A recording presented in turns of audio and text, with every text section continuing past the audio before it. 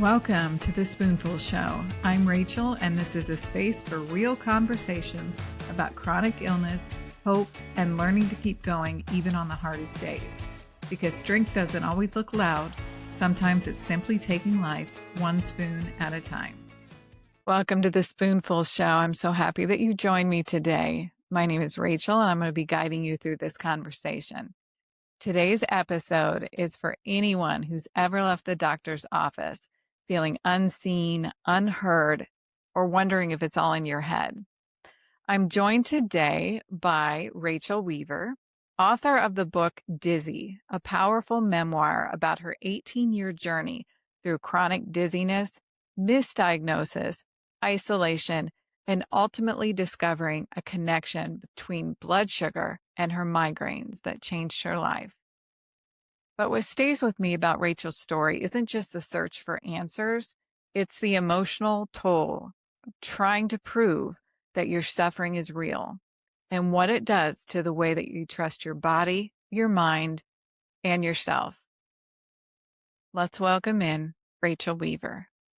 So welcome, Rachel, to the Spoonful Show. How are you today? I'm good. Thanks for having me. Oh, that's great. I'm so excited to talk about your book, Dizzy, and what a wonderful book it is. So let's go back to the beginning. First, let's have you kind of introduce yourself and where your journey first started, like 18 years ago. Talk about some of your first symptoms and what was happening at that time.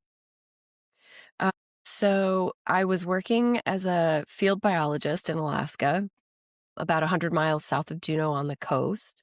In a small little town, there are about 3,000 people in town. I didn't work through the winters. I worked really long hours in the summer, in the fall and spring. And so I would have 3 or 4 months off, and I tried to figure out, sort of what to do with myself when it gets dark at 1 in the afternoon. After a while, I thought I need some sort of hobby. And so I thought, well, I'll just write a book. That sounds easy. And I started writing. And it sort of took over my life, this idea of writing books, because I knew I was doing it really poorly and I was really interested in, like, how do you do it better? And so eventually I decided to leave Alaska for a period of time. And the plan was to come down here, down south, it's called. Everywhere down here is down south if you live in Alaska. And I decided to come down here for graduate school and then go back. The plan was to go back to Alaska. So I was accepted into a graduate program here in Colorado. And a couple days before it started, the day before orientation, actually, I woke up dizzy, like disorientingly so, with the true spinning, and nothing like that had really happened to me before. And there was no reason it should be happening, but it was. And it lasted much longer than I thought it would. It did not go away. It was 24/7 for 18 years from that point forward. And I spent about 10 years trying to figure out what it was, getting passed from doctor to doctor to doctor. So what started the journey of finding answers? Where did you first go to try and figure out what's going on here? So, well, first I just went to the clinic, the campus clinic, because I thought I just had this belief, and I don't really know where it came from. I think it's just was sort of like a societal belief, that you feel sick and you go to the doctor and they figure out what's wrong with you and then you do whatever and you're better. And so I just imagined that's how it would go. But of course it didn't. And very quickly I ended up in a world of specialists. So ENTs and vestibular therapists and neurologists. I didn't have any other symptom aside from dizziness. So, it sort of became a diagnosis where they just rule out everything else. Right. So I had to rule out everything else. So I was just sort of endlessly getting passed from doctor to doctor to doctor. And, they would always come in and be like, great news, your blood work is fine. And of course, that was not great news. I needed something to be identifiable. And, after however many, 30, 40, I don't really know how many doctors, lots and lots of doctors could not figure out what was wrong with me. I ended up in a sort of serendipitously in a headache clinic because I'd had a dull headache for years, and I kind of just ended up outside the the door of a migraine clinic after another ENT had been like, "Nothing's wrong with you," and and was there for 2 years, and, nothing really helped, but something sort of helped, and finally she was like, "You don't have a migraine, I don't know what's wrong with you, you don't have a migraine," but I was like, "But some of these medications do help, they take the edge off," and so then I decided to try one more migraine specialist, and, he was the one who was like, "Here's what you have, you have Mm. vestibular migraine," and then from there, things started getting better. So this lasted over an 18-year period. So what was the hardest thing about navigating symptoms without getting answers for so long?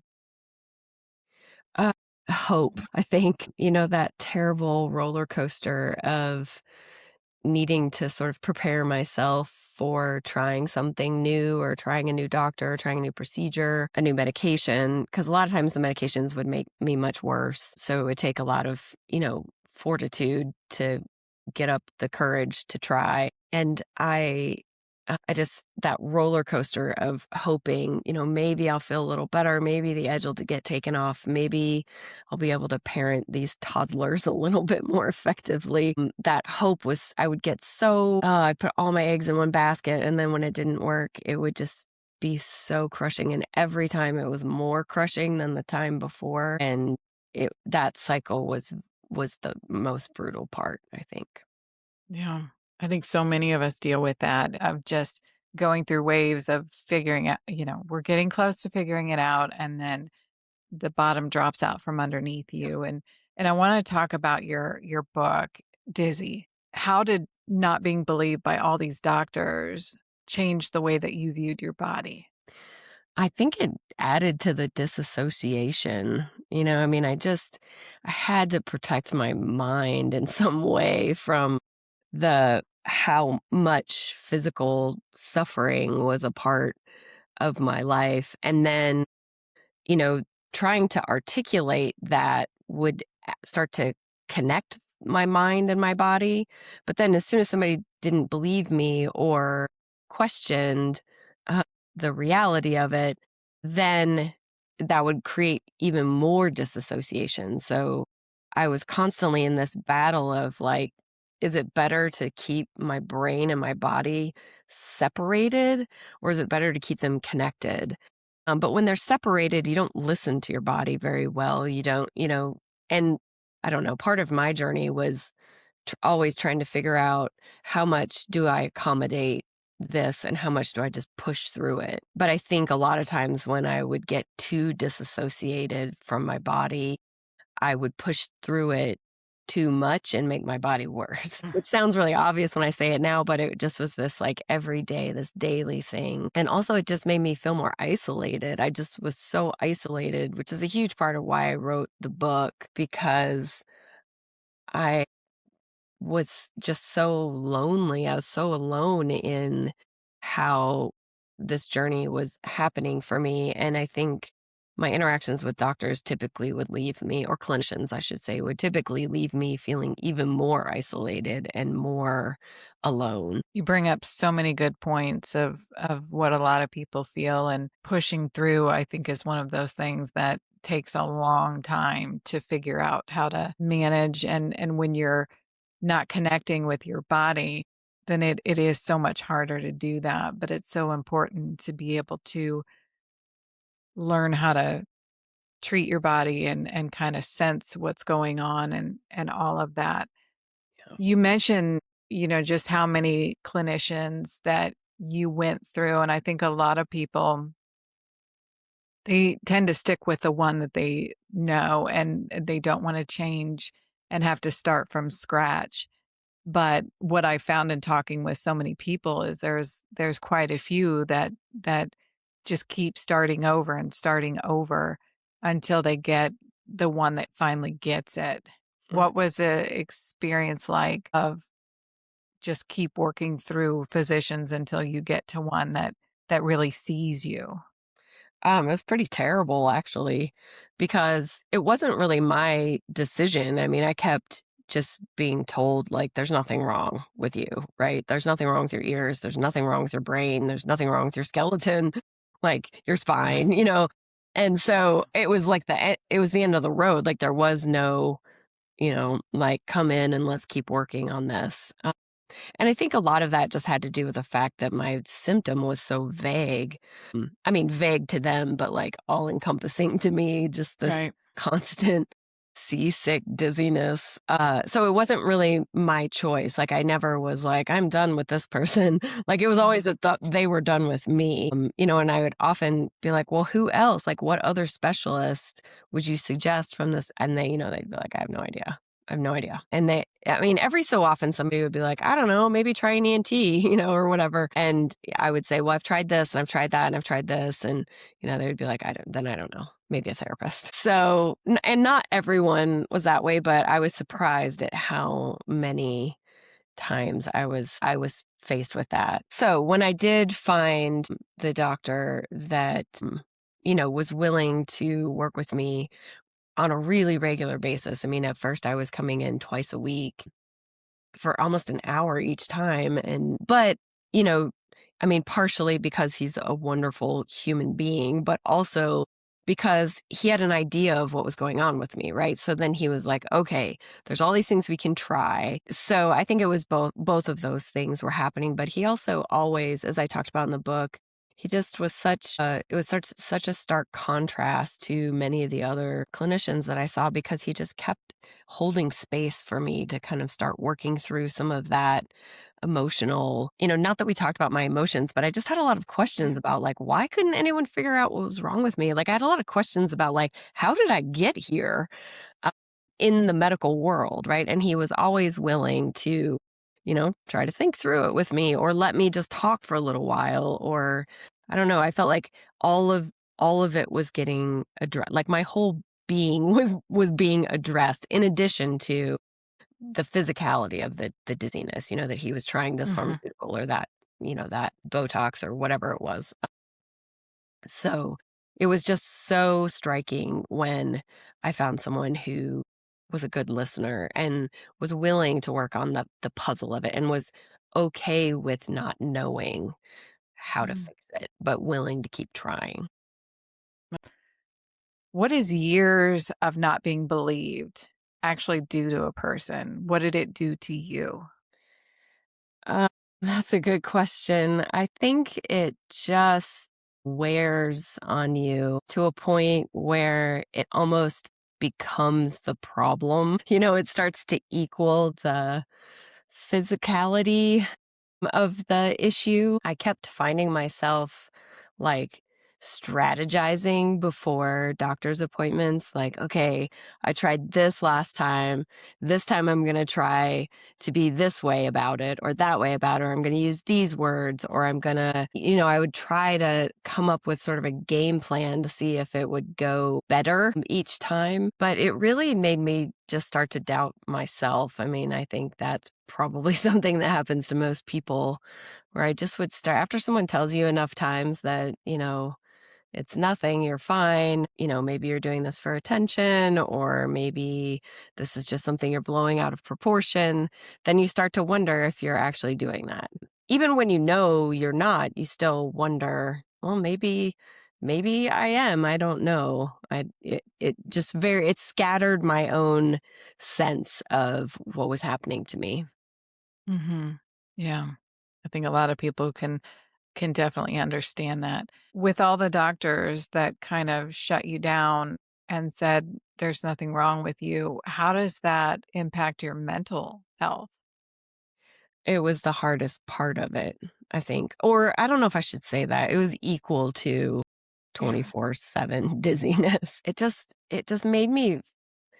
isolated me even more. And I think this is not just me, right?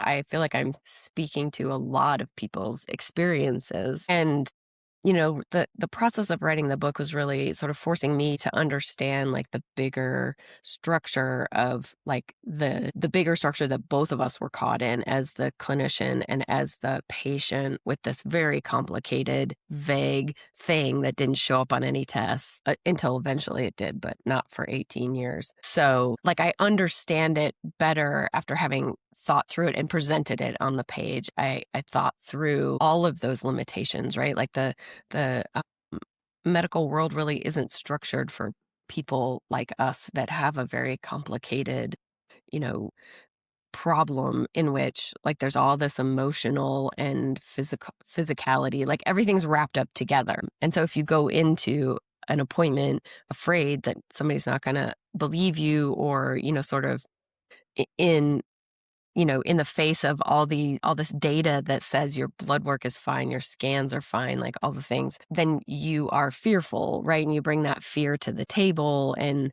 then everything about it just goes sideways, it seems. But I just kept leaving these appointments thinking like I'm a pretty like confident, assertive person. Like why can I not get these conversations to be productive? And so it just ate away at my self-esteem and my like ability to like my belief and my ability to communicate with people. And it honestly just made me give up a lot. There were a lot of days where I just was like, I guess there's nothing wrong with me. I don't know. I'm going to stop here real quick.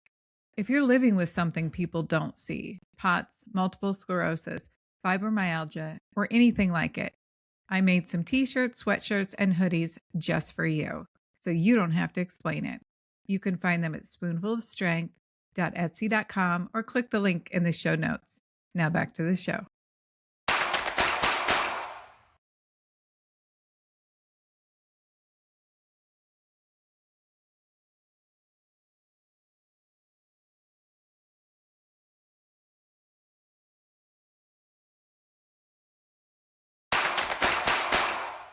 It sounds like your book was really your therapy quite a bit.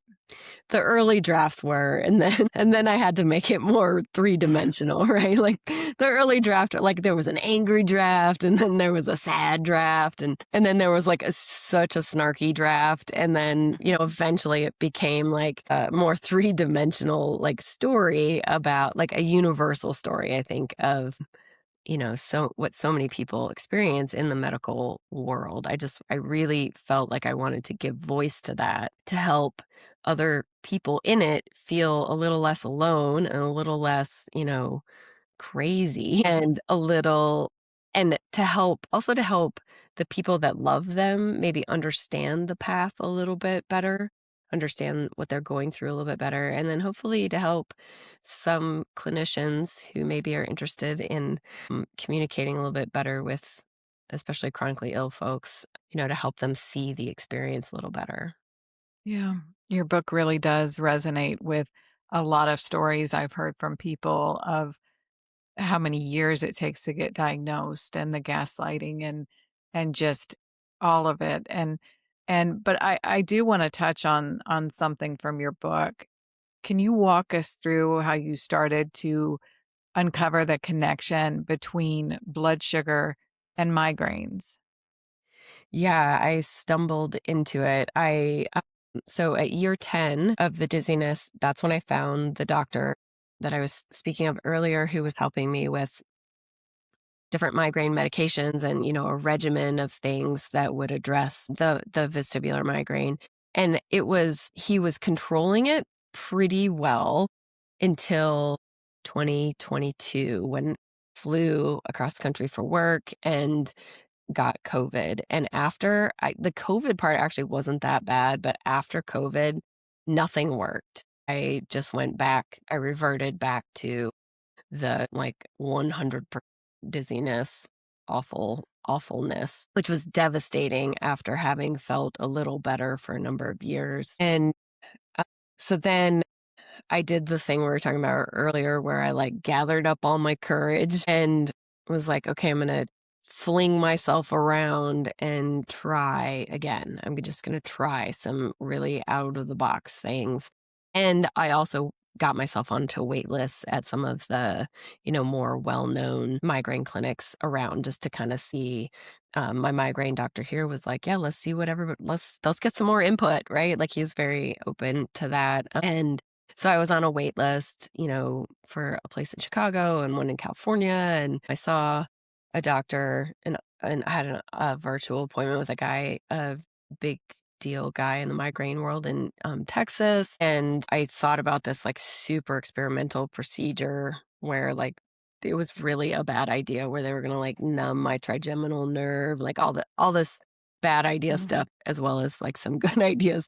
And one of the other things I found was a researcher in Utah. He's a neurobiologist and he was researching the metabolic link or the metabolic role in migraine. And I thought, well, like I'd studied science in undergrad and I thought, well, maybe a researcher has like a new idea, right? And so I filled out the form to see if I was eligible for the study and he called me and turns out I was eligible for the study. And so I participated, which just meant that I wore a continuous glucose monitor. I was monitored like crazy. I had a heart monitor on the whole time. And anyway, there were 247 of us in this study. It just came out. It was just published in January of this year. There are 247 of us chronic migraineurs, and all of us showed one of three types of glucose dysregulation. So based on the early 1900s studies of glucose, flat, sort of leveling off glucose in people with epilepsy, and that working to control seizures. He, just let any of us who wanted to go through this protocol with their supervision of leveling our glucose levels. So my glucose actually, it had been tested 100 times and all that blood work, but my fasting glucose is fine. It's always normal, but it's when I eat that it gets all dysregulated.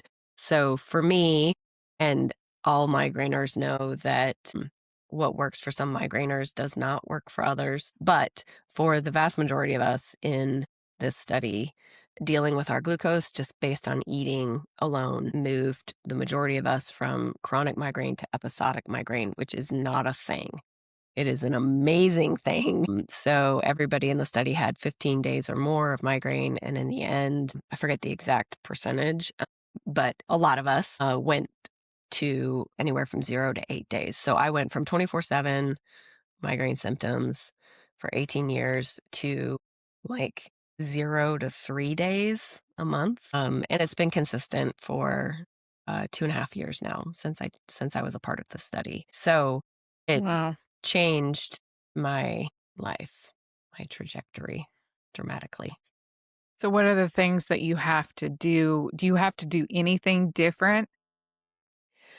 No, I just have to pay attention to what my glucose levels are doing based on what I'm eating. So the protocol, and this has changed some. There's a link to if anybody is listening who has migraine, there's a link on my website to his study that you should look into, share with your doctor if you're interested in looking at this. And then he's got more research coming out on the actual keto diet. But the protocol was 3 months of very strict ketosis, which is a really weird thing to do to your body. And you should definitely have a little supervision while you do it, especially if your body's worn down, like mine was after all those years of dealing with illness. And then from there, everybody just started eating more carbs until symptoms came back. And so everybody kind of found their own carb limit.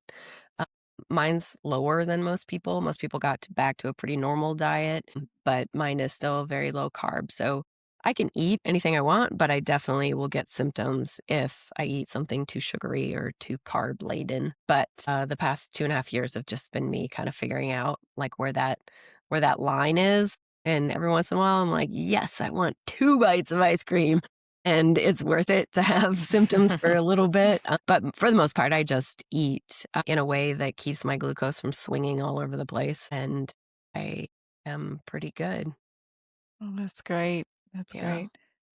So, after writing Dizzy, what made you decide to tell the story publicly and share this with the world?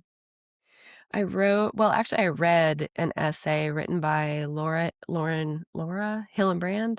She wrote Unbroken, and she deals with a chronic illness as well, and it was in the time that I was trying very hard to write my own book, my own first novel, and I knew of her writing, but I did not know about her chronic illness, and she wrote an essay, I think it was in the New Yorker or the New York Times or something, and I just was so moved by how vulnerable she was in this essay and how honest, and it really spoke to me as someone who was trying to do the same thing that she was doing, which was writing a book anyways, writing through it, like doing the things she wanted to do in life despite this very debilitating situation she was in. And just kind of in a burst, I wrote my own version, like my own story in essay form.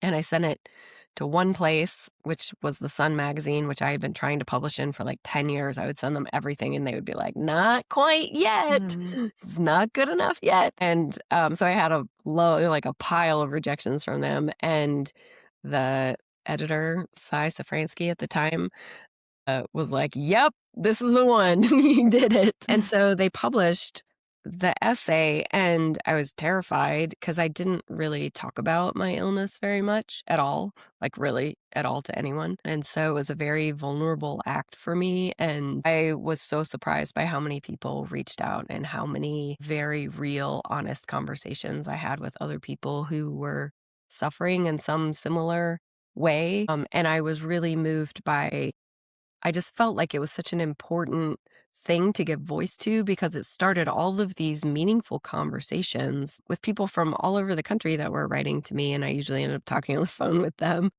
because I needed the company as well. And I think I had not recognized that as much. I mean, I'd recognize it kind of in a conscious way, but not in like a real visceral way. So after that, I started thinking, oh, this is a journey that actually does need there needs to be more of these stories out in the world, I think, because people connect to them. And there's so many people who are having the same experience. And so after saying, for like my whole life that I would never ever write about myself, I wrote a book about myself, which is still very surprising to me.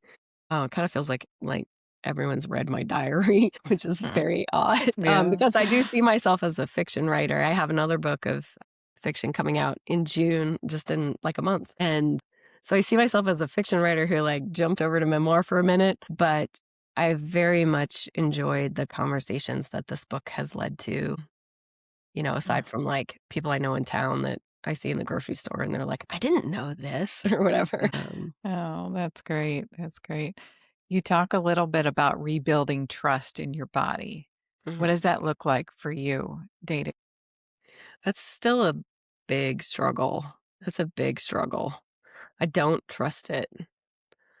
And I feel like, that question that you asked me earlier about when we were talking about disassociation, I feel like my job now is to really try hard to connect the two things, right? To connect my mind back to my body. And, but after so long of living in one way, I think it's very hard. Like I just kind of am waiting for the next thing, or for the dizziness to come back. I mean, each day that passes, I think, gives me a little bit more of a belief that maybe it'll last, but I mostly just feel like I've been given this amazing window, like this amazing break, and so I want to use every bit of it to the like to do like to appreciate it. But I know, I mean, I've always known that life is short, but it feels especially like that now. Like every second that I don't feel terrible is like a gift and I don't want to waste it. And so a lot of times I sit in here in my office and I'm like, am I wasting it?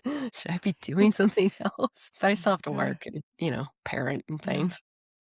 That's a great way to look at it. How did you begin to find a path forward even when you didn't have everything figured out? I think for a lot of times I didn't see a path forward. I and I talk about that in the book, I think that was the struggle was like, is this a path I can survive on? Is this like, am I going to do this or am I not? And I think that was sort of a daily decision, which was exhausting. That's exhausting. And people who have their health just really cannot fathom the level of negotiating that you're doing nonstop. Yeah. I don't I don't know how to answer that because I think I didn't I more often than not I felt like there was no path forward. I just felt like I don't know, I guess now I'm back to hope, right? Like I would just get to this like such a hopeless place and I'd be like, okay, now I think it's time to introduce a little hope. And then I would look around and see if there's some other, physician or, alternative thing I could try, acupuncture again or whatever, anything, just to see if I could get a little relief. I mean, at some point, I think I stopped looking for any kind of like way out. I just was looking for like a way to make the day a little more survivable. Yeah. And then that hope would kind of carry me through and then, it wouldn't work or it would work for a short period of time or whatever. And then, get in that hopeless place again. And then I'd be like, okay, like that little bit of hope got me through last time. I'll try it again. Right. But I was exhausting myself doing that for all those years. I urge people to go out and get the book because a lot of what you're saying I've heard over and over, and people just can relate to just the overall struggle of your story. And as we kind of close out this episode, if you could say something to somebody right now who might feel exhausted and dismissed and stuck waiting for answers, that it's just really losing that hope, what would you say to them? Oh, I would just say I can feel it. You're not alone. I think I just was so convinced I was so alone all that time. And part of it was that I couldn't look at screens. So I didn't have, access to a lot of communities. But I would just say keep going. I mean, if I found something after all this time, like there is something out there. I don't know if it's, something that will give you huge relief or some relief, but even some relief is worth searching for, I think. But I don't know, my heart just goes out to anybody who is on this path. It's just so difficult. Mm. Yeah, it's But I would heartbreaking. it is. It It really really is. it Yeah. really I is. was on a 6-year journey to diagnose my MS. I can't imagine 18 years of the things that you've gone through. Yeah. Yeah, but Yeah. there is this other side, and I don't know, maybe if somebody had told me it would be 18 years from the beginning, I would have just given up from the beginning, but I just kept trying and, there were some wonderful people that did help, that I did find, some serendipitously, some just totally randomly. Mm. So, and there were people along the way that really were there that I didn't think were there, but they were there that I didn't lean on as much as I could have. Mm. Well, can you tell our listeners where to buy the book Dizzy, and also if they want to follow your journey, where they can do that online? Yes. So my book is for sale really anywhere you buy your books, Amazon, obviously. But if you would prefer to buy elsewhere, there are links on my website, rachelweaver.net. But you can walk into any bookstore and ask for it. And Mhm. then I am on Instagram and Facebook if anybody wants to find me there, but I am not good at social media. So there's that.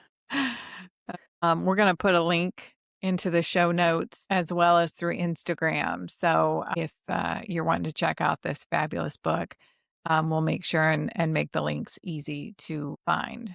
So thank you for sharing a half hour with me and talking about your book and your life uh, I hope that you know just how strong you are in facing all of these battles, and I appreciate you taking time out to share your story with us.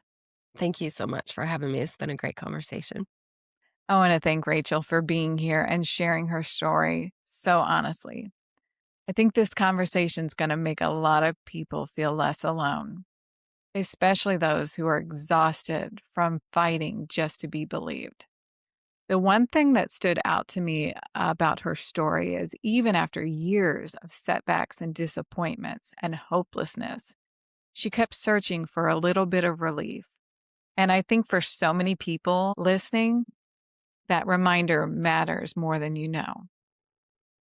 And to everybody listening today, if you're in that place where you're stuck and you're tired of being dismissed and discouraged or waiting for answers, I hope that this episode reminds you that your experience is real, your pain is real, and you're not alone in this fight. Thank you for saving some spoons to be with me today. Until next time, take care. Just a quick reminder, everything shared here is based on personal experiences. Please consult your doctor for your own care.